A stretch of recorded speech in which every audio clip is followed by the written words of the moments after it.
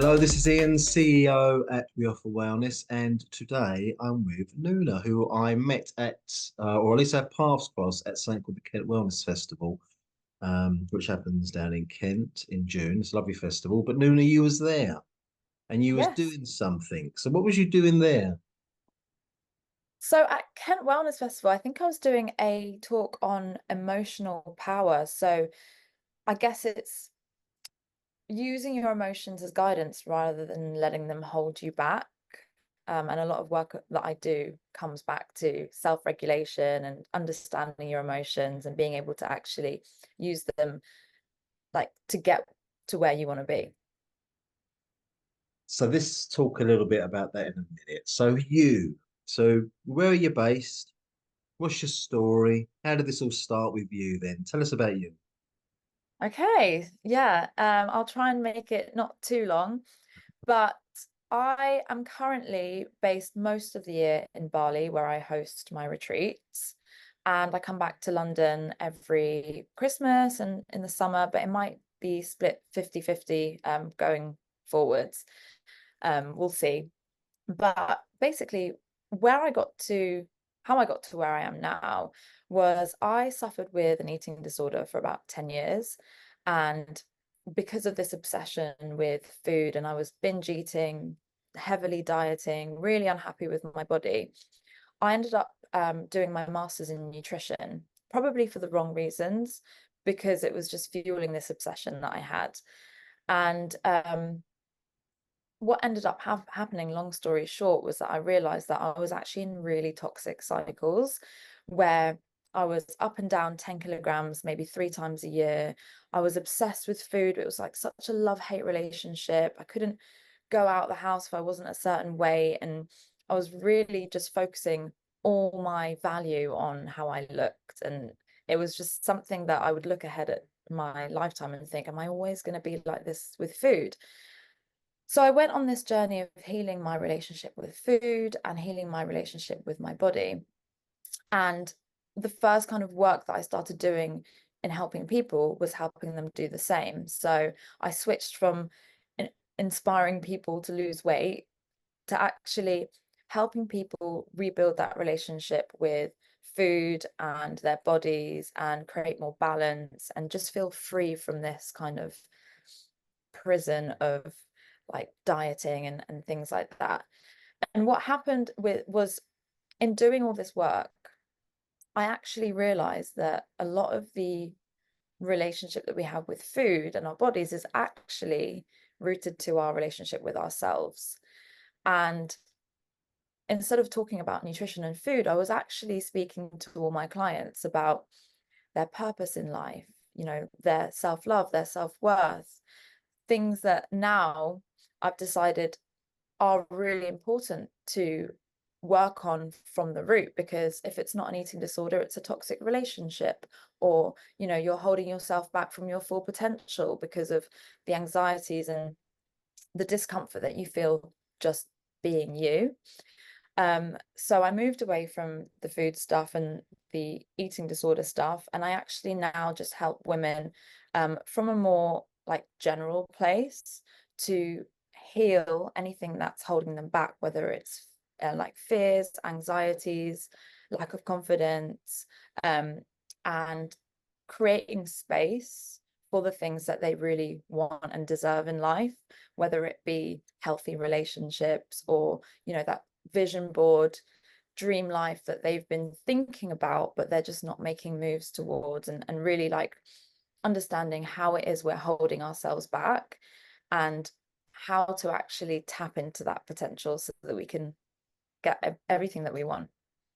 No, no, this is great. Isn't this great that this is in the world and that you're putting yourself forward to do it? And I, for one, um, are an advocate and a champion of we now live in times where anything is possible. Okay, and um, there's opportunities and openings and space that perhaps weren't there in a previous time, and you're there. Okay. So someone connects with you then. They come to the website, they connect with you, they're watching this and they go, oh, okay, I'm gonna something resonates about this. I'm going to explore this further. what happens next? Do you have a phone conversation, like a discovery type call with them and talk it through a little bit just to sort of make sure it's aligned and it's what the person thinks? How does it work?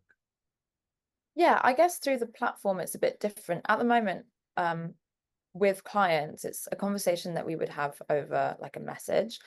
But if someone wants to have a discovery call with me, we spend about 20 minutes just talking through what it is they want and what they think is stopping them and what they've tried before that hasn't worked. A lot of my work is I used to do all mindset, and what I realized was that using your mind to make change can only get you so far. It's important, 100% we need to do the mindset work, but there's actually an extra deeper layer that comes from tapping into the body and embodiment, because you can think about all the things you want, but if you're not showing up in that power, in that physical embodiment of someone who gets those things that you want, then you're not going to get as close to them as you want to. You're not going to attract them. So a lot of my work nowadays is a kind of mesh of both mindset and embodiment and somatics work, which is quite different to a lot of coaches out there. And yeah, no, wonderful. And are you working online and in person for these experiences? Yeah. Yeah, so online I do one-to-one coaching. So at the moment, we'll have a call every week, and in between, I am there to support you on a Telegram chat. So any questions that you want in between, we can talk about things during the week. So that's online. And then I also do online experiences like 2-day retreats where a group of women will meet online on a Zoom chat, and I'll take you through I think last one I did was 4 hours on the Saturday, 4 hours on the Sunday with a break in Mm. between. Um, and I take you through the whole experience, and we've got sister circles, we discuss things. I put you in partners and you go out into breakout rooms and practice things. Um, and then in person, I do retreats in Bali. So I do 5-day retreats over there. I'm currently doing some 1-day retreats in London. And yeah, that's pretty much what I've got going on at the moment. Um, the Bali connection then. So tell us about that. Okay, we've got a couple more minutes. I know everyone's going to be interested in the Bali connection. So what's the story behind that? So Bali is just known for the energy that it holds. It's very spiritual. People feel really connected when they're there. Um, and it's just so beautiful. So the reason why I decided to do my retreats there and why I've kind of moved my life over there is because when you're there, you just feel like you can gain such a bigger perspective on your life back home, and the things that really do matter to you. Because when we're, in our daily routines and we're on autopilot and we're just going with the flow of our daily lives, we sometimes forget to just cast an eye on, okay, am I actually happy in this relationship, in this job, in this situation, in this friendship? Is it actually bringing to me what I want? And sometimes it actually takes taking yourself out of that situation, going to a new place to really cast a critical eye on what you're living every single day. So people come to Bali and they literally have such big breakthroughs and realizations about what they really want their lives to look like.